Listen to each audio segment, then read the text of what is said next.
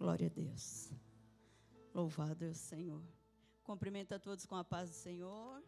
Amém. Glórias a Deus. Estão bem? Louvado seja Deus. Bem, nós vamos estar quando nós estiver com o nosso Senhor Jesus Cristo lá no céu, né? Ele mesmo nos disse que no mundo nós teríamos aflições, né?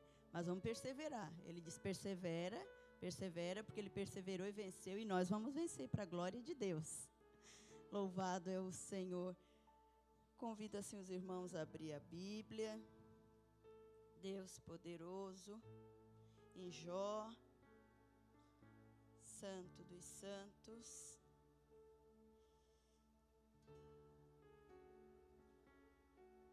Dá uma introdutória, que o Espírito Santo me guie e me dirige. Que a gente sobe aqui, a gente foge tudo da mente. Mas quem vai estar ministrando a palavra é o diácono Luiz Carlos. Para a glória de Deus. Louvado seja o Senhor. Livro de Jó, capítulo 1, 2 versículos, o 7 e o 8. Aleluia, Jesus, Tu és bom, meu Senhor, amado nosso, digno de honra, glórias e louvores. Versículo 7 e 8 de Jó, que na minha Bíblia diz assim: Então perguntou o Senhor a Satanás: De onde vens? Satanás respondeu ao Senhor e disse: De rodear a terra e passear por ela. Perguntou ainda o Senhor a Satanás: Observaste o meu servo Jó?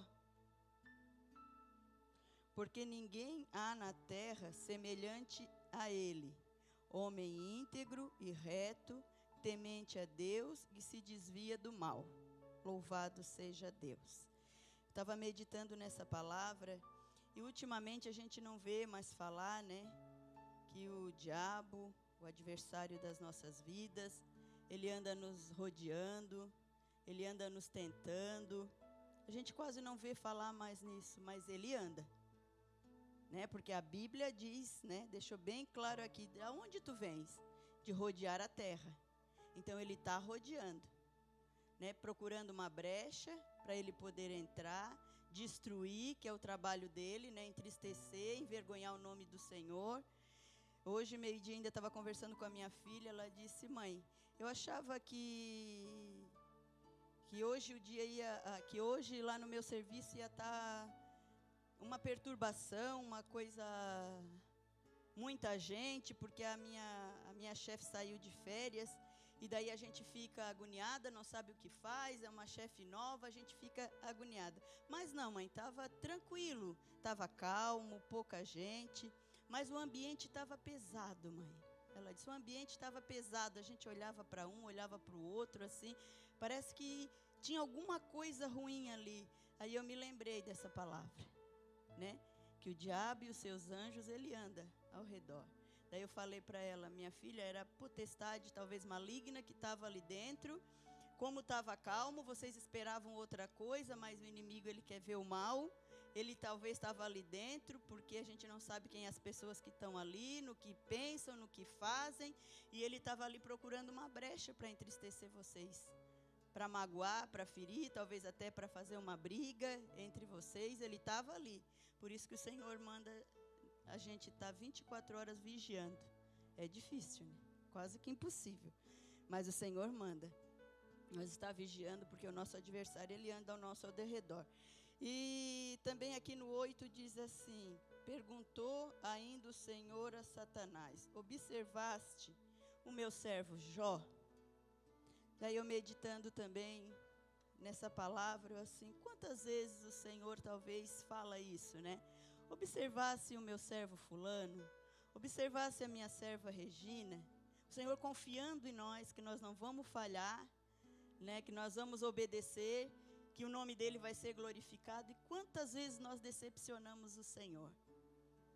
Deixa eu falar algo aqui para os irmãos que aconteceu comigo. Eu gosto de contar o que aconteceu comigo, que eu que vivi, eu que passei por isso. Semana passada eu levei a minha sobrinha para fazer um procedimento num postinho. E ela é muito medrosa, assim, de injeção, de agulha. E quando ela chegou assim na porta, a moça que atendeu ela falou algo para ela que aquilo me feriu. Já me irou, me entrou uma ira. E aquilo ficou no meu coração. E quando chegou no momento dela fazer o procedimento na menina, ela furou uma vez e falando coisas ali, o meu coração já estava irado, né? A minha mente já estava irada. Eu já esqueci que eu não era mais crente. E daqui a pouco ela furou de novo. Eu assim, não, tu não vai furar mais ela. A menina já estava tremendo, eu já estava irada. Peguei, passei a mão na menina, tirei lá de dentro. E quando eu saí na porta, eu falei alguma coisa que entristeceu aquela moça que estava ali fazendo o trabalho dela. E fui para casa. Mas eu cheguei em casa, meus irmãos, eu cheguei tão atribulada, tão nervosa, que o Espírito Santo já veio falando no meu coração desde a hora que eu saí daquela porta. O que tu fosse fazer, entristecesse aquela mulher. E aquilo ficou na minha mente, ficou, e todo momento eu me lembrando daquilo. Isso foi semana passada, e não saía da minha mente o que eu falei para aquela moça. E hoje eu tive lá no posto de novo, ela passou por mim, eu tranquila, daqui a pouco, peguei, saí, vim para casa, não consegui chegar em casa. O Espírito Santo, volta lá e pede perdão. Nas tuas orações, tu não disse que quer ser parecida comigo? Tu não pede que o meu Espírito te guie? Volta lá e pede perdão. Não deixei o orgulho tomar conta da minha mente. Voltei lá, esperei a moça, entrei na sala, pedi perdão para ela. Abracei ela, perguntei se ela deixava eu abraçar ela, perguntei se ela me perdoava de coração. Ela assim, te perdoou de coração. Eu abracei ela e disse, a gente não deve fazer para os outros, nem falar para os outros o que a gente não quer ouvir, né? Pedi esse perdão para ela e limpou meu coração. Mas eu estava agoniada, meus irmãos, agoniada com aquilo. Então eu assim, Senhor, quantas vezes o Senhor mandou, disse para Satanás, vai lá e vigia, e a gente entristece o Senhor, né? Mas graças a Deus que nós temos o Espírito Santo. E na mesma hora antes de eu sair para fora, só sair da porta, ele já veio no meu coração e dizendo que eu errei, que eu fiz errado. Mas naquele momento eu deixei o orgulho tomar conta de mim, porque era para ter voltado no mesmo momento, né? Fui para casa, mas o Senhor não me deixou quieta. O Senhor não me deixou quieta, não, tu vai lá, porque... E o testemunho, né? Depois talvez se precisasse eu pregar para ela, ou falar do amor de Jesus para ela, ela não ia aceitar, porque o que ela ouviu da minha boca. E muitas das vezes o Senhor faz isso comigo, porque a gente é orgulhosa. A gente é orgulhoso. Tem hora que a gente não quer dobrar a cabeça, não. A gente não quer se rebaixar, não. Uma vez eu estava aqui no culto também, de culto de Santa Ceia, e eu e o meu irmão, nós tínhamos trocado umas farpas. Não era coisa grave. Mas Deus não deixou eu participar da ceia enquanto eu não saí do culto. Fui procurar ele, pedi perdão para ele. E naquele momento foi eu a ofendida. Foi eu, mas a Bíblia diz que a gente tem que ir, né? Eu fui, ele nem estava em casa, estava na casa da cunhada dele, fui lá, abracei, pedi perdão, voltei, participei da ceia para a glória de Deus, bem, né, bem. Então a gente tem que agradecer o Senhor, porque nós temos esse Espírito Santo, e nós temos que ter o ouvido sensível para ouvir e obedecer, né? Ele está aí para nos ensinar, para nos dirigir, para nos guiar, mas temos que ter um ouvido sensível e obedecer ao Senhor. Né? Quebra o orgulho, eu peço para o Senhor, quebra o meu orgulho, quebra, mas a gente é tão ruim, né? A gente é tão ruim que tem hora que a gente deixa o inimigo trabalhar nas nossas vidas. Que nessa noite nós venhamos ter este alerta, né? O inimigo, ele anda ao nosso derredor, tentando encontrar uma brechinha, e é naquela brechinha que ele entra. O Senhor não, né? O Senhor é educado, ele vai trabalhando, ele vai esperando. Se nós abrir a porta, ele entra. Se nós não abrir, ele não entra. Mas o inimigo não, ele é tão sujo que ele entra na brecha. Então que nós não venhamos deixar brecha para o inimigo. Não precisava eu passar por essa, né, por essa vergonha, não precisava eu passar por isso de ter que voltar atrás da moça, pedir perdão. Se eu não tivesse deixado o inimigo tomar conta do meu coração naquela hora e ficar tão irada, né? Mas acontece. Mas graças a Deus que o Espírito Santo vem trabalhar nas nossas vidas, para a glória dele, né? Talvez alguém precisava ouvir essa palavra. Para mim foi muito bom, porque eu senti que o Senhor cuida de mim, que o Espírito Santo cuida de mim, porque quando ele faz isso é porque ele ama, ele cuida da gente, né? Para que a gente não erre. Se a gente errar, ele nos ensina a voltar atrás, a pedir perdão e o nome do Senhor ser glorificado. porque eu acredito que o nome do Senhor foi glorificado, amém? Então vamos nos colocar de pé, vamos fazer uma oração, já peço que o conjunto já vai se preparando, logo após o diácono Luiz Carlos vai estar ministrando a palavra para a glória de Deus. Senhor, nosso Deus e nosso Pai, nós te damos graças, Senhor, pela oportunidade que o Senhor nos concede neste momento, por esta porta aberta neste lugar, Senhor, onde nós podemos nos reunir para te adorar, para te engrandecer, te glorificar e aprender de ti, Senhor. Por isso eu te peço em nome de Jesus Cristo, dá-nos um ouvido sensível, Senhor, dá-nos uma mente santa, nos ajuda a sermos parecidos contigo, meu Senhor, em nome de Jesus. Não permita, Senhor, nós deixar brechas para o adversário das nossas almas, fazer danos em nossas vidas, Senhor. Talvez danos irreversíveis que talvez não podemos mais voltar atrás. Então abre o nosso entendimento, Espírito Santo. Abre o nosso entendimento, dá-nos um coração puro, dá-nos um coração sincero, um coração reto, um coração igual ao teu, Senhor, em nome de Jesus. Fica conosco nesta noite, toma, Senhor, as nossas vidas nas tuas mãos. Eu não sei como cada um aqui entrou, mas tu sabes, Senhor Deus, e eu sei que tu tens uma palavra para cada um nesta noite. Que nossos corações possam estar preparados para receber a tua palavra oficial, os louvores, Senhor, que possam tocar os teus corações em nome de Jesus e que venha nos comover, Senhor Deus, em nome de Jesus Cristo. Abençoa os teus servos que vão estar louvando a cada um de nós, porque nós necessitamos do Senhor. Nós não somos nada sem a tua presença, a tua graça, Senhor Deus. Então derrama nesta noite da tua graça sobre as nossas vidas, ó Pai. É o que nós te pedimos, Senhor, e nós te agradecemos em nome de Jesus. Fica conosco, Senhor. Amém, Jesus, e amém. Vamos adorar o Senhor com alegria. Amém. Boa noite, igreja. Paz do Senhor. Amém. A palavra de Deus diz: louvarei ao Senhor em todo o tempo. A nossa alma tem sede da presença de Deus. O salmista fala que assim como a corça anseia pelas águas, assim nós também ansiamos pela presença do Senhor. A nossa alma tem sede de ti, a nossa gente tem fome de ti, a igreja precisa de ti. Vem saciar a nossa alma tem sede de ti, nossa gente tem fome de ti, a igreja precisa de ti. Vem saciar.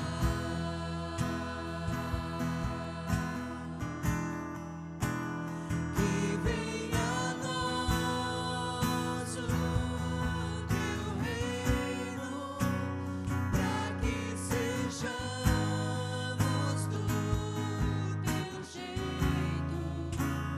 Não somos nada sem ti. Vem avivar.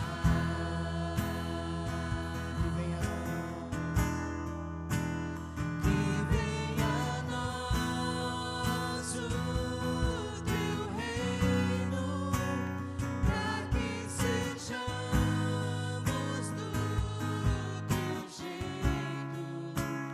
Não somos nada sem ti.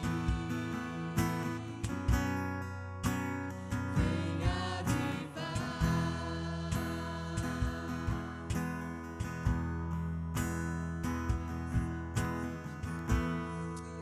Aleluia, Senhor. Nós temos sede pela tua presença, Deus. E nesta noite, o teu Espírito Santo, Senhor, vem nos avivar, Senhor. Pois nós temos sede, Senhor, pela tua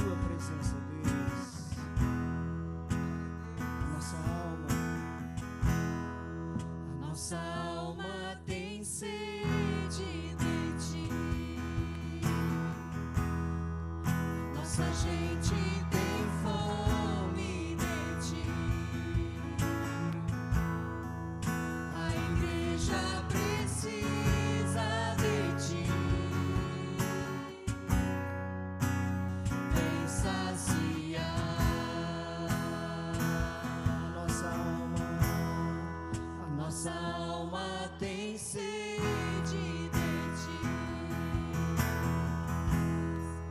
Nossa gente tem fome de ti.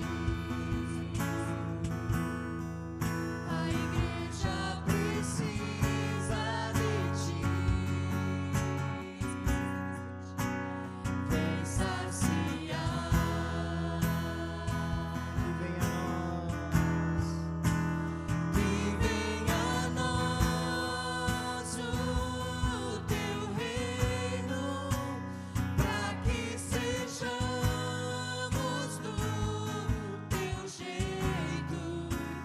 Não somos nada sem ti. Venha avivar. Que venha a nós o teu reino. Que venha a nós o teu reino, para que sejamos do teu jeito. Não somos nada sem ti. Venha avivar.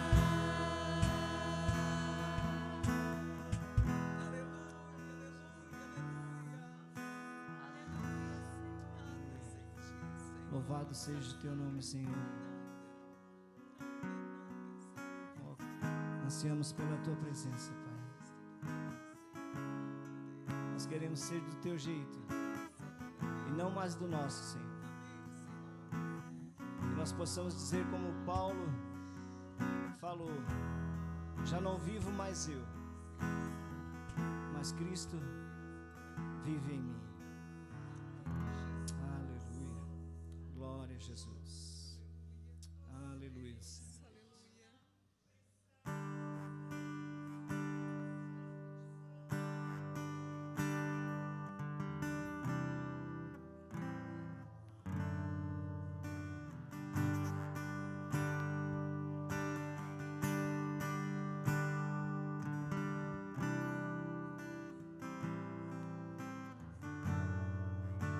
Tu vives entre os querubins e nas alturas está o teu trono. Teu nome é soberano. Fizeste aqui tua tenda e chamaste a Israel, o povo que escolheste para achegar-te a ti. Tu queres que o teu povo te conheça, Senhor, e mover-te com poder neste lugar.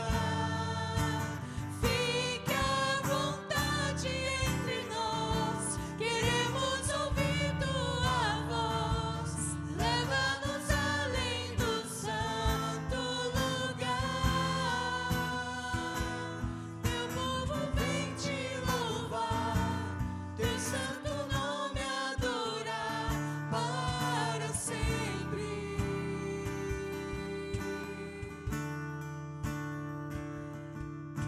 Tu vives entre os querubins e nas alturas está o teu trono. Teu nome é soberano. Fizeste aqui tua tenda e chamaste a Israel, o povo que escolheste para achegar-se a ti. Tu queres que o teu povo te conheça, Senhor, e mover-te com poder neste lugar. Fique à vontade entre nós, queremos ouvir tua voz. Leva-nos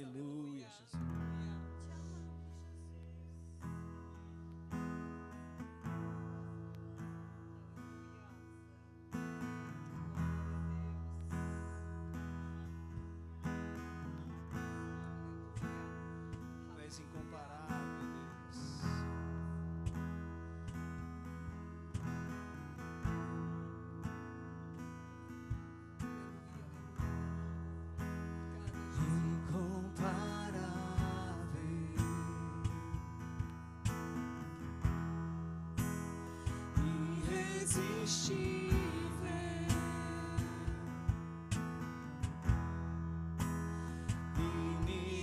inigualável, Jesus, Tu és o meu amigo, Tu és o meu amigo, o meu melhor amigo. aleluia. Teu nome é o meu perfume, Jesus.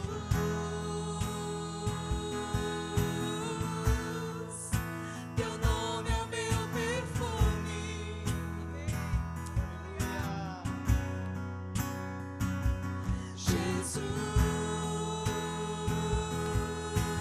Jesus. Teu nome é o meu perfume, aleluia. Jesus, Aleluia. Aleluia, Senhor. aleluia. Santo é o teu nome.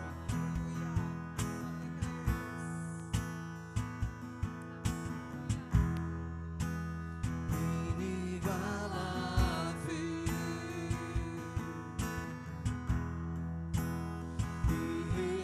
irresistível, Tu és, Senhor. Tu és imutável,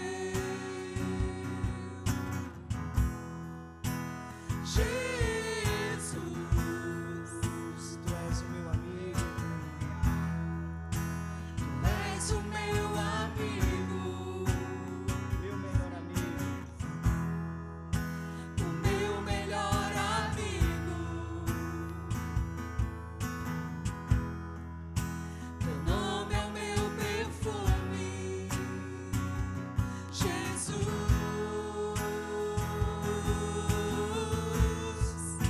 Teu nome é o meu perfume, aleluia.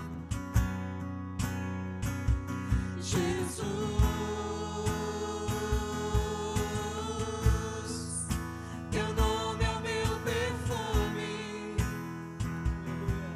aleluia, aleluia, aleluia.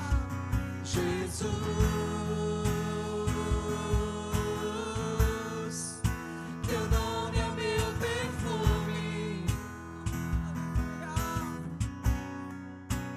Jesus.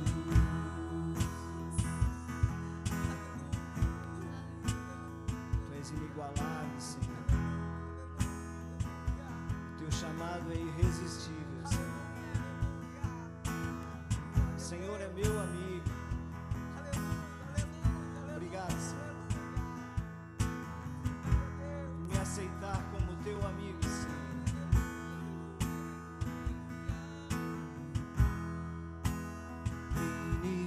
Inigualável,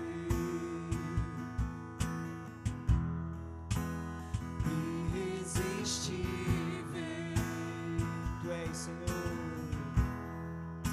Tu és imutável,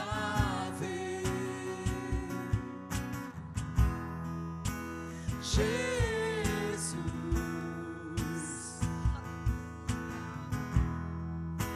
Tu és o meu amigo, o meu melhor amigo, aleluia. Teu nome é o meu perfume, Jesus.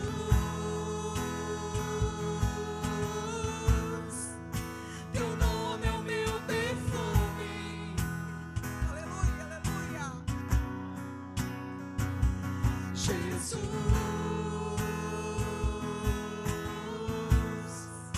teu nome é o meu perfume, oh, glória, glória. Jesus,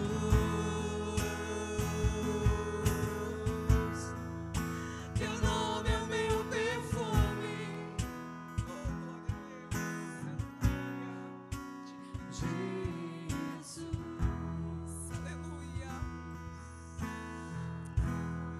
A presença é real.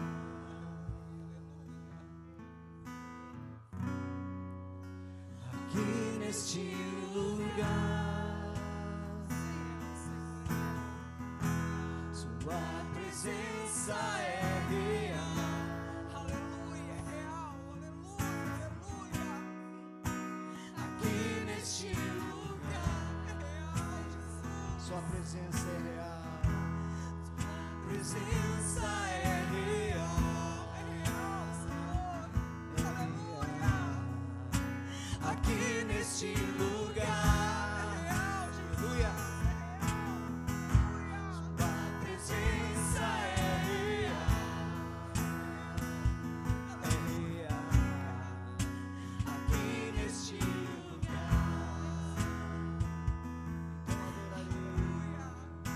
Então adorarei.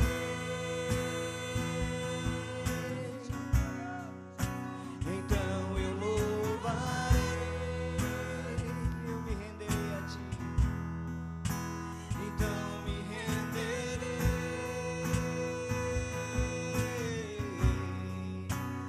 Totalmente a ti.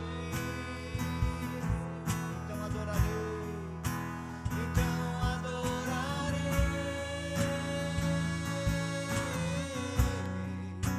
Então eu louvarei.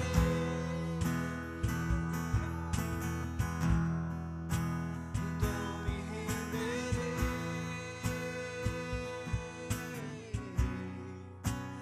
Totalmente a ti. Aleluia. Presença É real, Senhor Jesus, é real, Jesus. Aqui neste lugar, Sua presença é real. é real. Aqui neste lugar. Então adorarei. Então adorarei.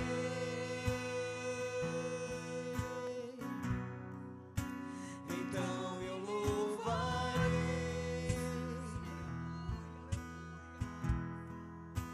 Então me renderei.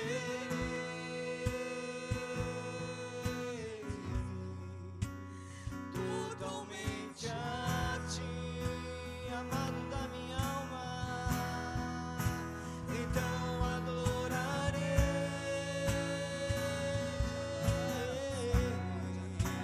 Então eu louvarei.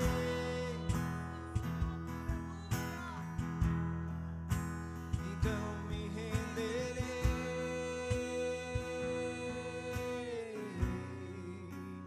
Totalmente a ti.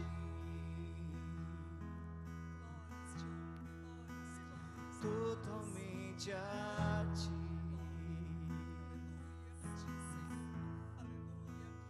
Totalmente a ti. Senhor, nos rendemos totalmente a ti, Senhor. Que o Senhor venha falar conosco essa noite. O Senhor esteja tomando em tuas mãos, Senhor, a vida do Luiz, ó Pai. Que o teu Espírito Santo venha envolvê-lo e fala através dele, Senhor, com poder, com sabedoria, com autoridade, Senhor, que só o Senhor dá, Pai. Retira todo medo, retira, Senhor, toda ansiedade, que o Senhor esteja falando através deste vaso, Pai, deste canal, que o Senhor esteja cada vez mais fortalecendo, capacitando, Senhor, cada vez mais para a tua obra, Senhor. Levanta homens, jovens, levanta mulheres, levanta crianças, Senhor, corajosos, Senhor, ousados, Senhor Deus, para proclamar as boas novas do Senhor, em nome de Jesus. Amém e amém. Paz do Senhor a todos. Vamos fazer a leitura da palavra. Livro de Neemias, capítulo 6.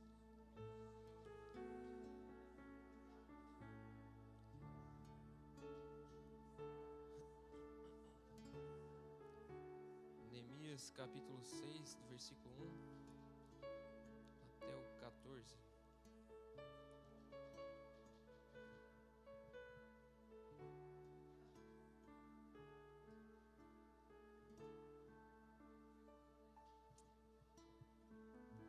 Amém?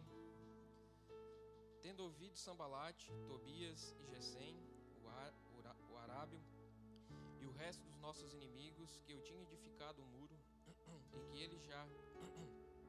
que ele já não havia brecha nenhuma, ainda que até este tempo não tinha posto as portas nos portais. Sambalate e Gesem mandaram dizer-me: vem, encontremo-nos nas aldeias no vale de Ono.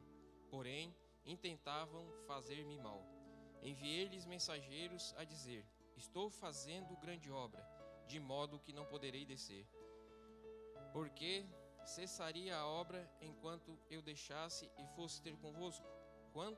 4 vezes me enviaram o mesmo pedido. Eu, porém, lhes dei a mesma resposta. Então, Sambalate me enviou pela 5ª vez o seu moço, o qual trazia na mão uma carta aberta, do teor seguinte: entre as gentes te ouviu, e Gesem diz que tu e os judeus intentais revoltar-vos, por isso reedificas o muro, e segundo se diz, queres ser o rei deles. E pusestes profetas para falarem a teu respeito em Jerusalém, dizendo: este é rei em Judá. Ora, o rei ouvirá isso segundo essas palavras. Vem, pois, agora, e consultemos juntamente. Mandei dizer-lhe: de tudo o que dizes, coisa nenhuma sucedeu. Tu e do teu coração é que inventas. Porque todos eles procuravam atemorizar-nos, dizendo: as suas mãos largarão a obra, e não se efetuará. Agora, pois, Deus fortalece as minhas mãos. Tendo eu ido à casa de Semaías, filho de Delaías, filho de Metabel, que estava encerrado, disse ele: vamos juntamente à casa de Deus, ao meio do templo, e fechemo-nos à porta do templo, porque virão matar-te, aliás, de noite virão matar-te. Porém eu disse: homem, como eu fugiria? E quem há como eu que entre no templo para que viva? De maneira nenhuma entrarei. Então percebi que não era Deus quem o enviara. Tal profecia falou ele contra mim, porque Tobias e Sambalate o subornaram. Para isso o subornaram, para me atemorizar, e para que eu assim viesse proceder e pecar, para que tivesse motivo de infamar e me vituperassem.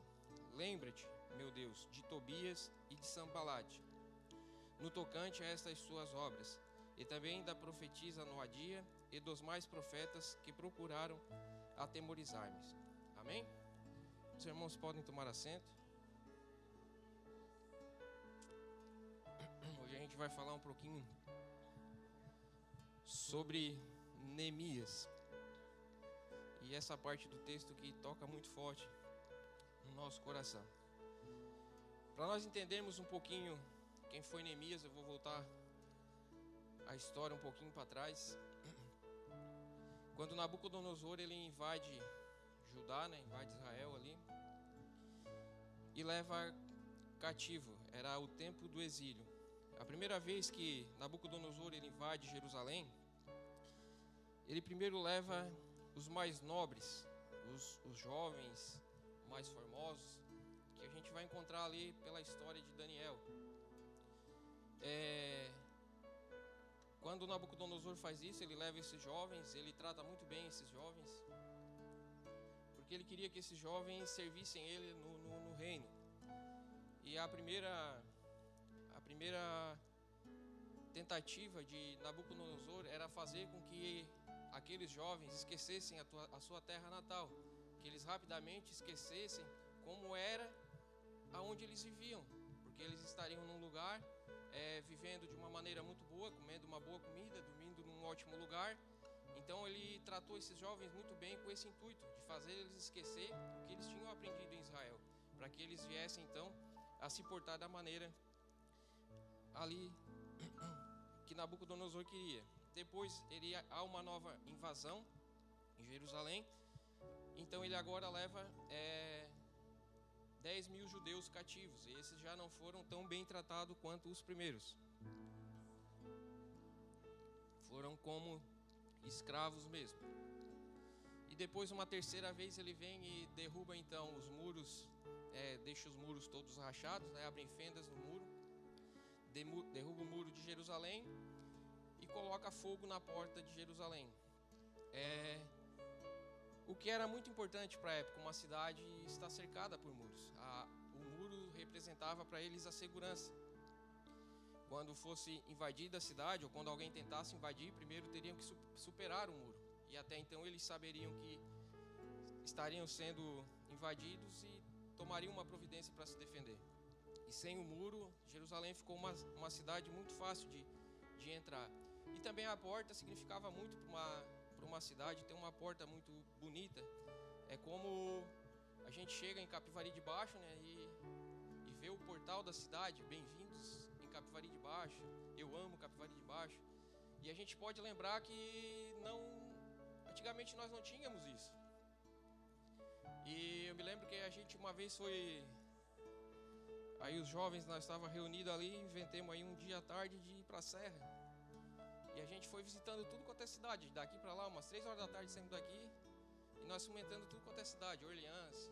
E a gente ia na praça, uma praça bonita, e a gente ia visitando Gravatal, ia visitando essas cidades, tinha uma entrada bonita, as ruas bonitas.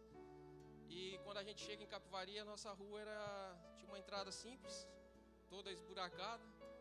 Então, a porta da cidade naquela época representava a grandeza da cidade. Uma porta bonita representava que a cidade era bem estruturada. E como é a percepção que a gente tinha, uma cidade que tem um portal muito bonito, é uma cidade que é bem cuidada, que é uma cidade muito, muito rica, próspera.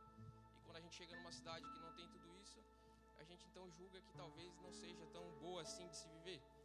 Então é mais ou menos isso que acontecia naquela época. E então o rei Nabucodonosor foi lá e derrubou esses muros e queimou a porta. E ali ficou uma cidade então destruída. Passou-se o tempo, aproximadamente 70 anos, Deus levanta uma outra nação, que são os persas. São duas nações que se uniram, os medos e os persas, se tornaram os medos persas. E eles então invadem a cidade de Nabucodonosor, e agora eles fazem o inverso. Eles pegam e levam o que estavam cativo lá com Nabucodonosor, eles pegam e levam para os persas, todas essas pessoas. Isso depois desse tempo. Então, os judeus que estavam servindo Nabucodonosor passam a servir o rei dos medos persas. E Neemias, ele nasce mais ou menos nesse período, depois dessa invasão dos persas. Então Neemias, ele nasce no exílio. Neemias, ele não conhecia Jerusalém. Talvez de ouvir ou de ter visitado uma vez ou outra, mas ele não conhecia a cidade. Ele não viveu na cidade de Jerusalém. A cidade de Jerusalém não era uma coisa que ele convivia. E Neemias, ele era o copeiro do rei. A palavra de Deus diz que ele era o copeiro do rei Artaxerxes. E nesse período, quando a gente começa a ler o livro de Neemias, a gente vê que Neemias era uma pessoa diferenciada. Neemias, ele era o copeiro do rei. O copeiro do rei era uma profissão que para a época era uma profissão muito boa. Era como se fosse um concursado, né? Que muitos almejam, vou fazer um concurso e ele recebia um bom salário, não sei o salário da época, mas ele comia a melhor comida, ele estava do lado do rei, ele comia as melhores bebidas. Ele era responsável por servir o rei, a bebida que o rei ia beber. A água, refrigerante não tinha na época, o vinho, tudo que o rei fosse beber tinha que passar por Neemias. Então Neemias estava diretamente com o rei, conversava com o rei, e o rei via ele todos os dias. E Neemias, a gente pode ver que ele seguia a sua profissão muito à risca. Ele fazia para o rei como se fosse para o Senhor. Ele tinha isso no seu coração. Ele fazia as coisas dele bem feitas. Ele cumpria o propósito dele diante do rei. Era uma pessoa que o rei olhava e podia confiar. Ele passava essa confiança para o rei. Porque o medo deles na época era de beber alguma coisa envenenada, uma bebida. Quanto mais poder tinha o rei, mais medo ele tinha de estar passando por isso. Então toda a bebida que o rei ia beber, Neemias antes provava para ver se não tinha alguma coisa. Neemias, ele sabia o gosto do rei, o tanto de açúcar que tinha que ter no suco, o melhor vinho, qual que o rei gostava. Neemias sabia de tudo, como o rei queria. Neemias olhava as taças, se não estava suja, se estava limpa, se tinha sido higienizada da maneira correta antes de servir para o rei. Neemias era essa pessoa. Neemias era a pessoa que quando andava na estrada as pessoas olhavam, ó, lá vai Neemias, o copeiro do rei. Era uma coisa que era desejada por outras pessoas também, estar servindo o rei. E Neemias tinha essa profissão. Então Neemias estava muito bem estruturado na sua vida.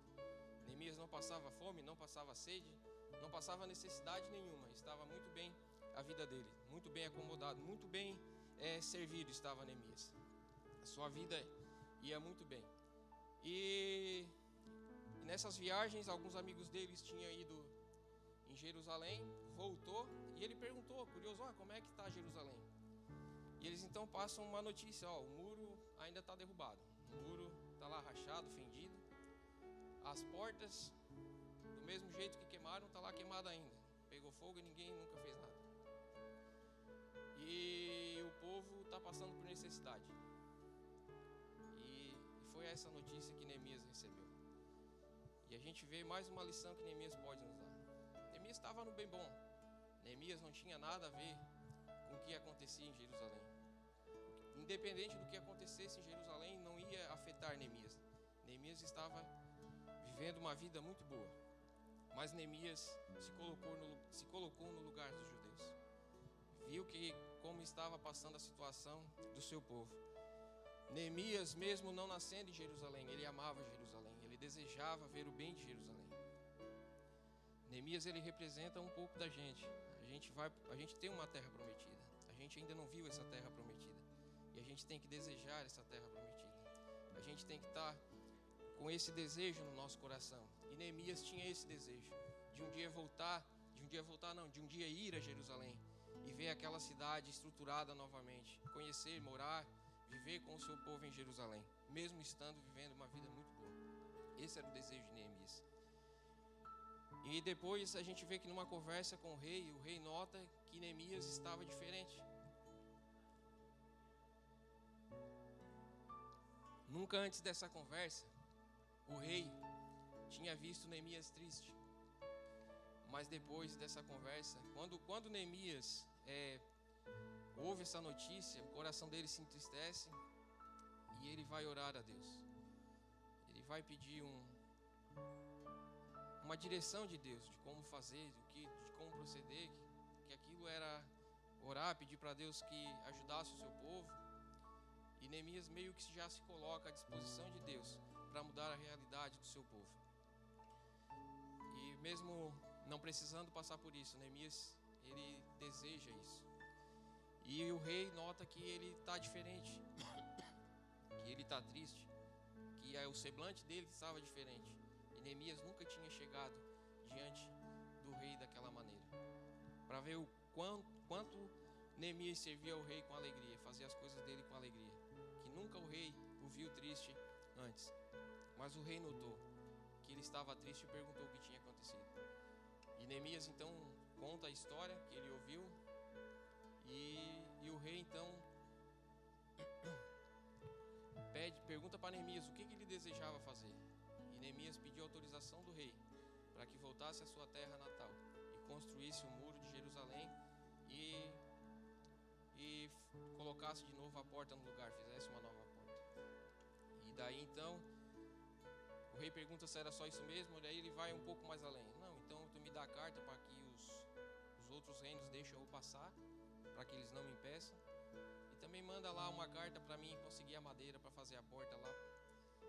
E o rei então faz essas cartas e então Neemias pega e vai para Jerusalém.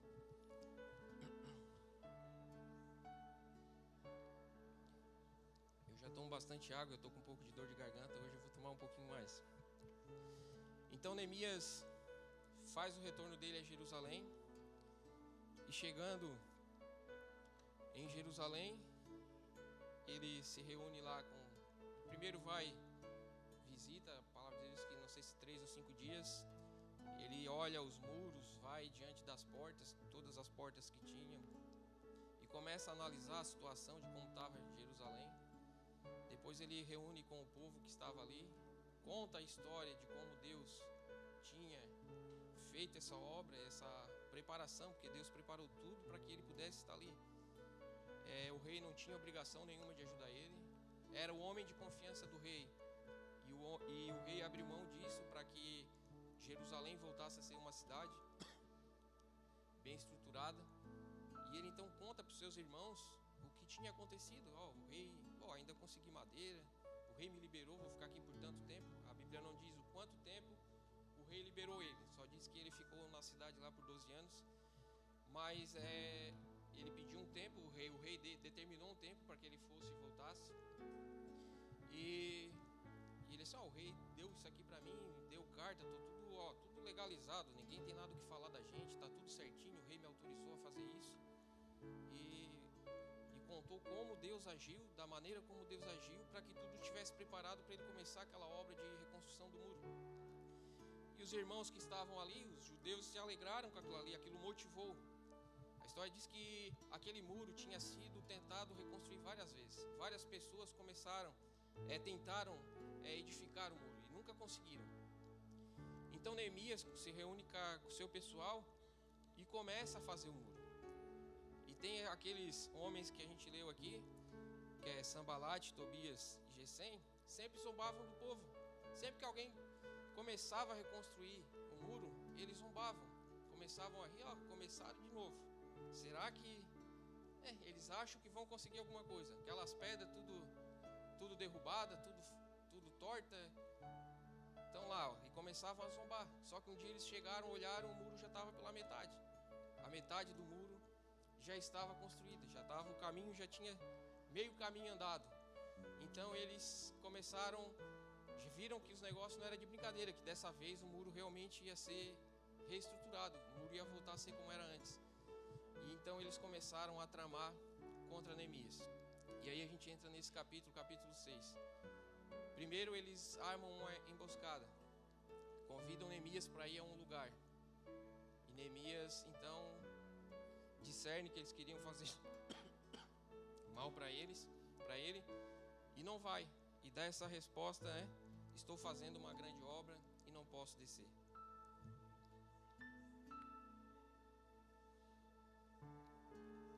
Neemias dá essa resposta por 4 vezes, para nós vermos a convicção de Neemias.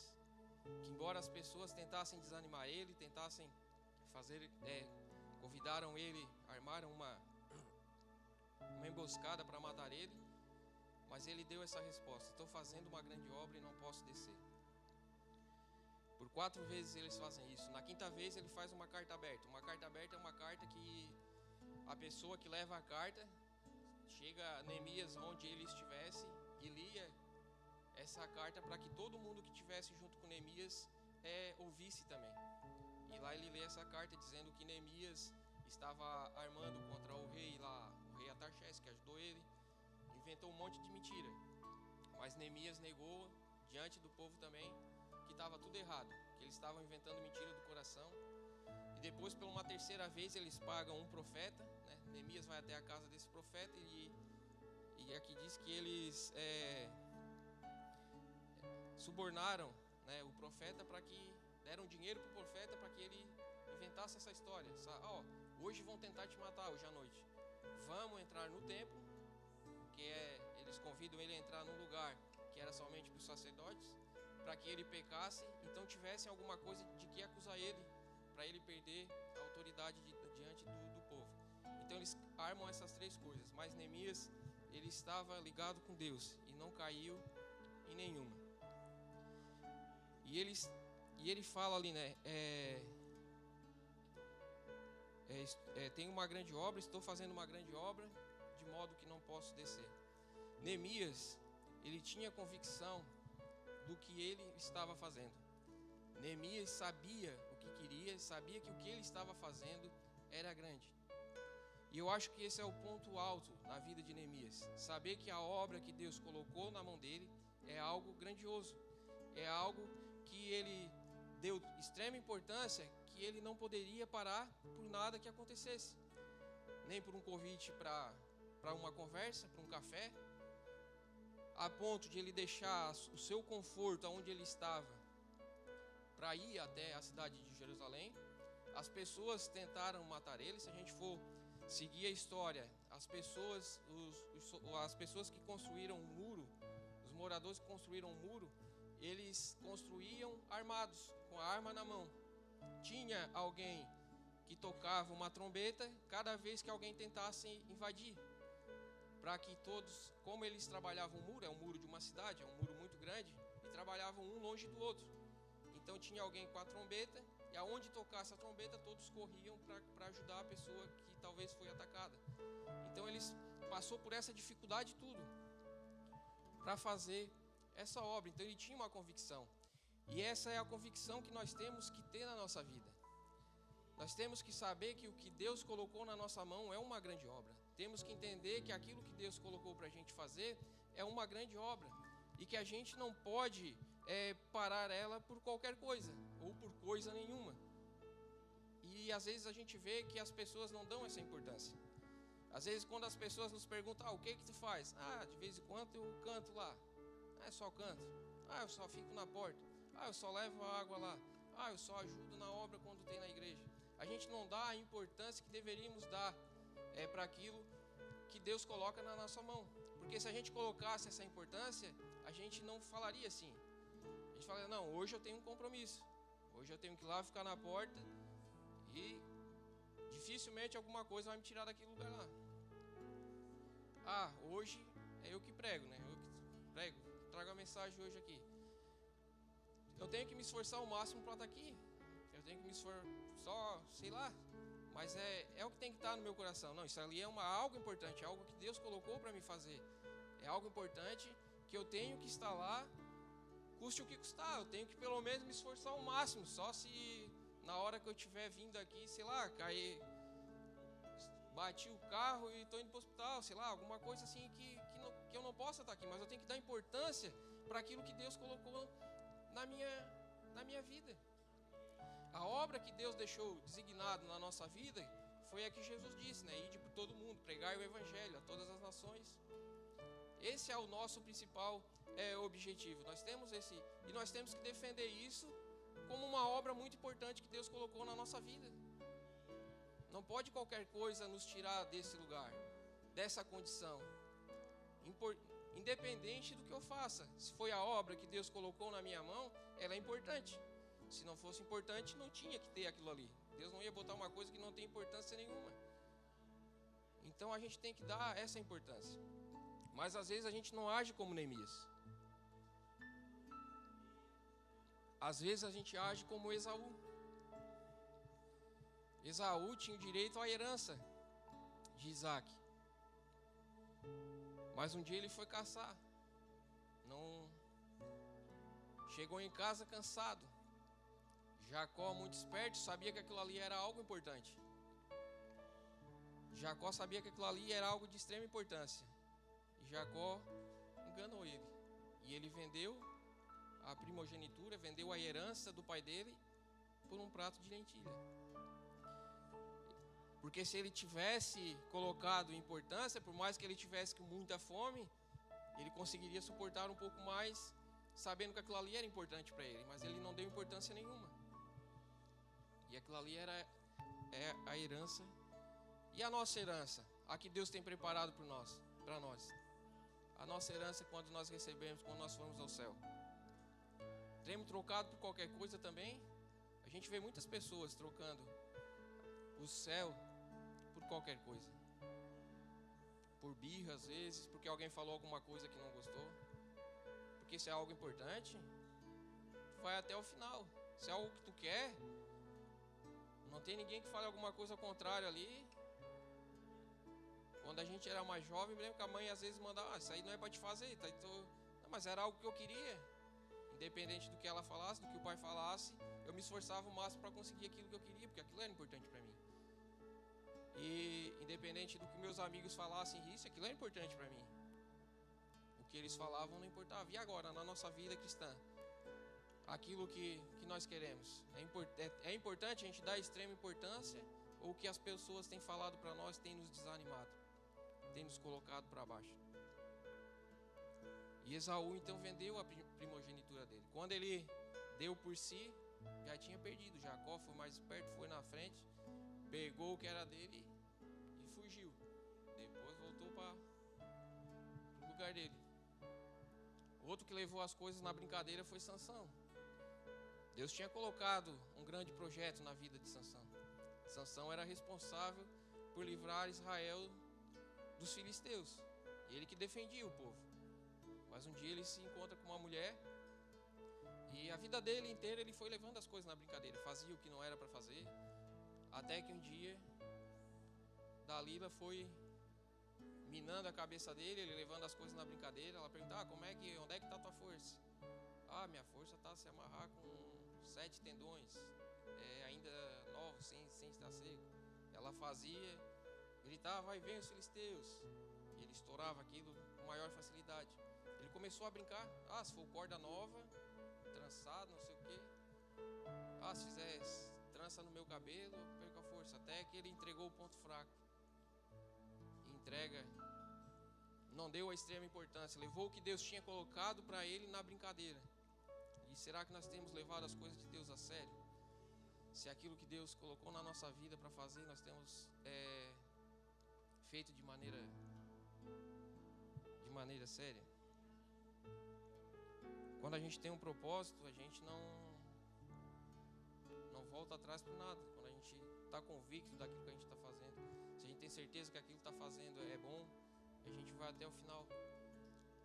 E é bom a gente parar para refletir como é que está a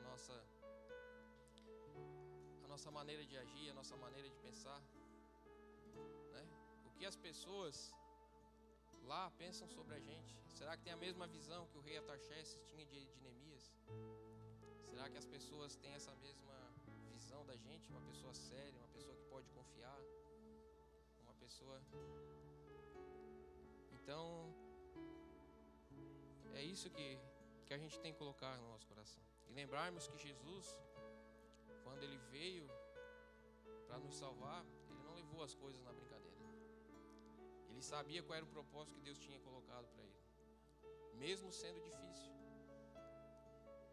Quando a gente vê Neemias recebendo o propósito de Deus, vai lá que Deus vai te usar, que Deus... E chega lá, ele tem que passar por essa guerra. Acho que não foi de Deus não, está dando tudo errado. As coisas que às vezes a gente pensa, quando a gente vai fazer alguma coisa, começa a dar errado. Mas se foi propósito de Deus, a gente pode seguir em frente, que Deus vai nos dar o livramento. Só que a gente tem que fazer a nossa parte. E Jesus, quando veio, passou por problemas também. Para que Ele pudesse nos dar a vida eterna, Ele deu a sua própria vida. Para que Ele pudesse nos resgatar, Ele deu a sua própria vida. Ele morreu no nosso lugar. E como diz os textos, morte e morte de cruz, enfatiza bastante isso. Uma morte cruel, uma morte difícil, mas vergonhosa. Foi exposto ao público, as pessoas xingavam ele é chicoteado, mas ele sabia do propósito dele. Ele não desistiu por coisa nenhuma. Ele foi até o final, para que eu e você pudéssemos ter a vida eterna. E a gente não pode perder isso por qualquer coisa. A gente tem que dar valor a isso. Valor ao que Deus preparou para nós. Valor ao que Deus fez por nós. Deu seu Filho único para morrer em nosso lugar. Amém? Essa era a palavra de hoje. Agradeço a oportunidade.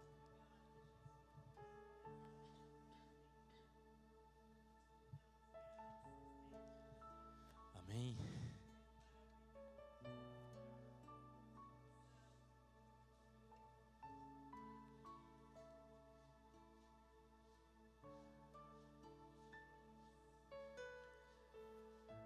A maior arma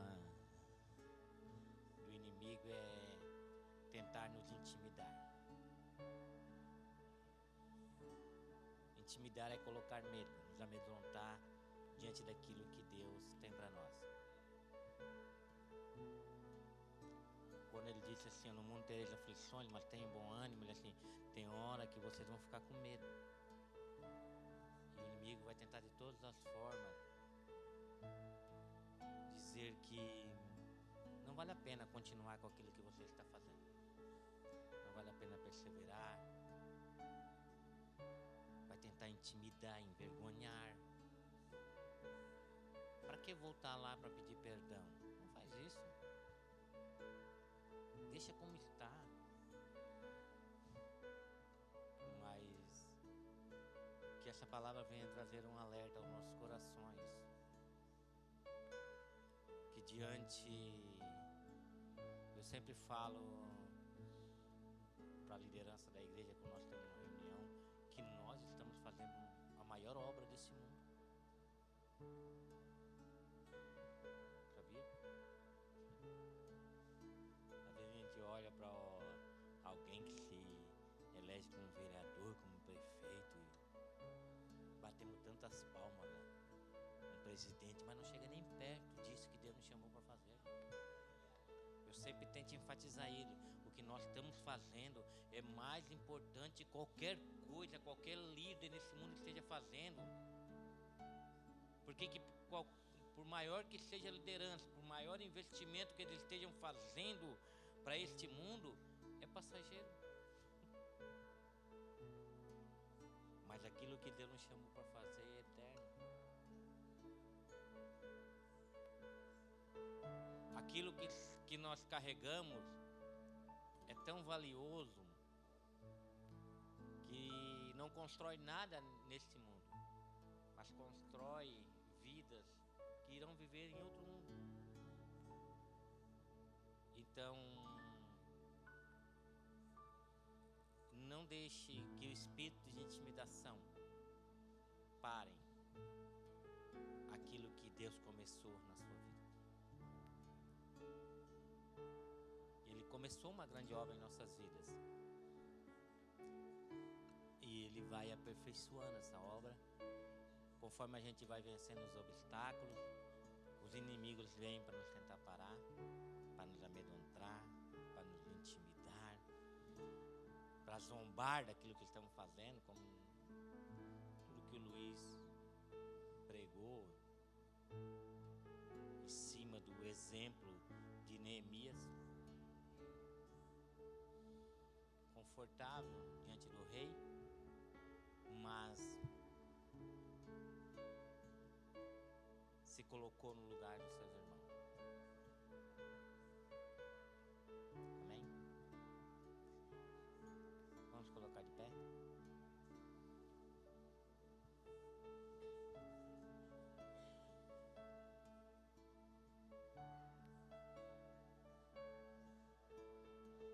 E orar agradecendo a Deus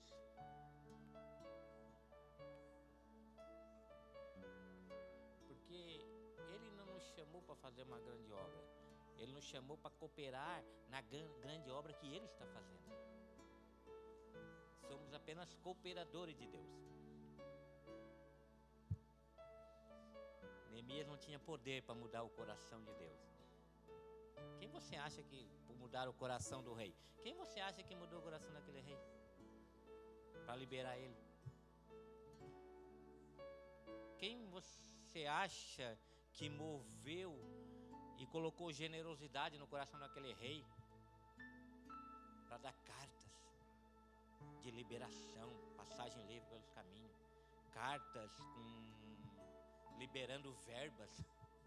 Quem você acha que moveu o coração daquele rei? Não foi Neemias. Neemias simplesmente, ele se colocou no lugar do povo. E disso que Deus olha para nós. Ele espera apenas que a gente diga assim, ó, eis-me aqui. Ele assim, então encontrei um cooperador. Porque o que é impossível, Deus vai fazer. Tenha certeza. Sempre que Deus te enviar para fazer algo, por mais difícil que seja, como a missão de Neemias, era impossível, não? Você acha que era possível para Neemias voltar lá e reconstruir um muro que já tinham tentado construir tantas vezes?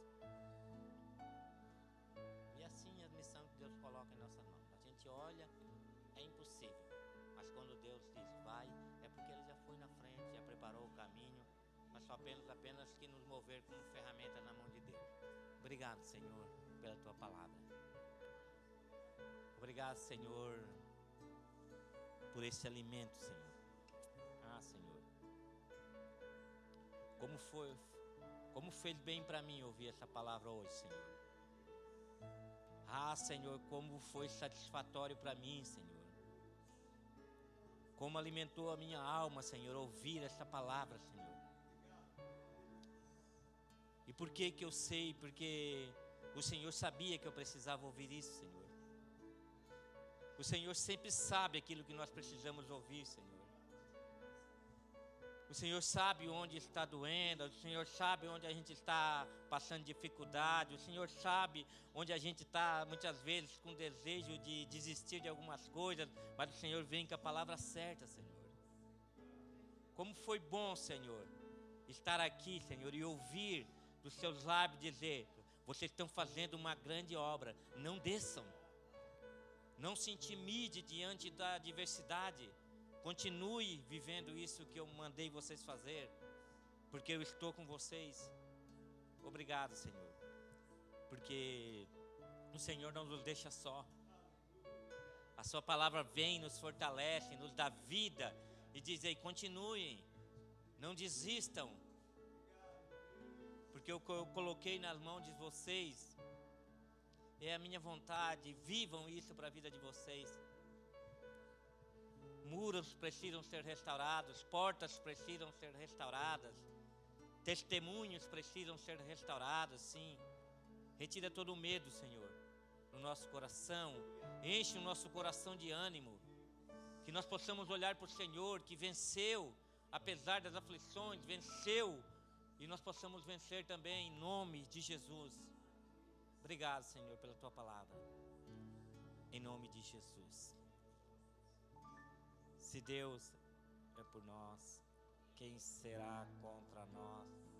Mas graças a Deus que nos dá a vitória por nosso Senhor e Salvador Jesus Cristo, vencendo bem Jesus. Deus abençoe a todos.